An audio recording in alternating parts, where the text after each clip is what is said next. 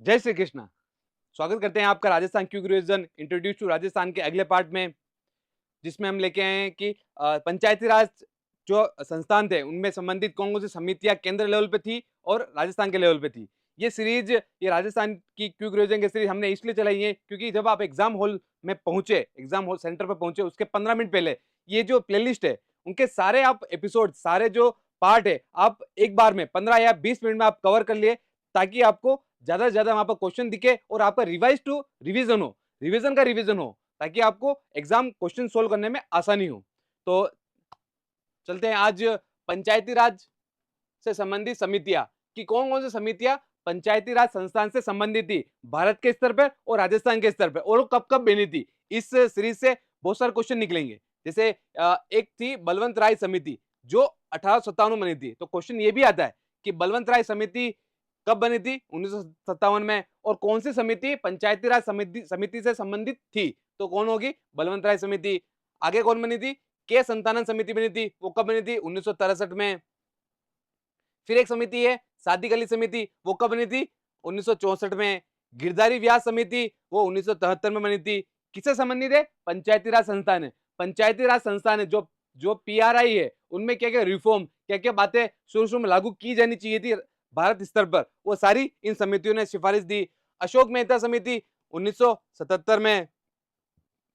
GV Rao समिति 1985 में बनी थी। फिर लक्ष्मीमल सिंघवी समिति 1986 में बनी थी। फिर पीके थुंगन समिति 1988 में बनी थी। फिर BN गोडगिल समिति 1988 में। इन दोनों को साथ में याद रख सकते हैं कि 1988 में दो समिति बनी थी, पीके थुंगन समिति और BN गोडगिल समिति।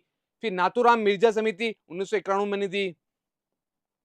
अब बात करते हैं राजस्थान के स्तर पर पंचायती राज संस्थान में रिफॉर्म या फिर पंचायती राज संस्थान को और मजबूत करने के लिए कौन कौन सी समितियां कब बनाई गई और कौन कौन सी समितियों का नाम है।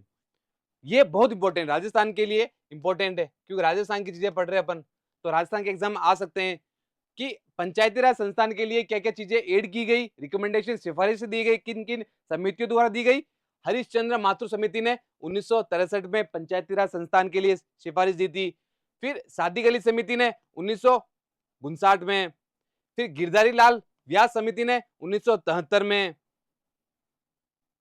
ये 1953 है, ठीक है। और हरलाल सिंह खर्रा समिति ने 1990 में। शिवचरण माथुर समिति ने एक आयोग कमीशन था, उसने 2000 में। और VS व्यास समिति ने 2010 में रिकमेंडेशन दी थी पंचायती राज संस्थान के लिए।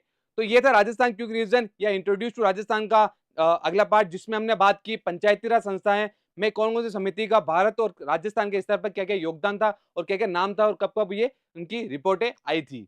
तो ये सीरीज आपको एग्जाम पे टाइम पे बहुत हेल्प करेगी, और इस सीरीज या इस प्लेलिस्ट की लिंक डिस्क्रिप्शन में मिलेगी, जिसमें सारे पार्ट आपको देखने को मिलेंगे, जिसमें राजस्थान के लगभग लगभग जितने वन लाइनर फैक्ट होते हैं वो सारे आपको देखने को मिलेंगे। तो मिलते हैं राजस्थान की क्विक रिवीजन के अगले नेक्स्ट पार्ट में। Thank you. जय हिंद।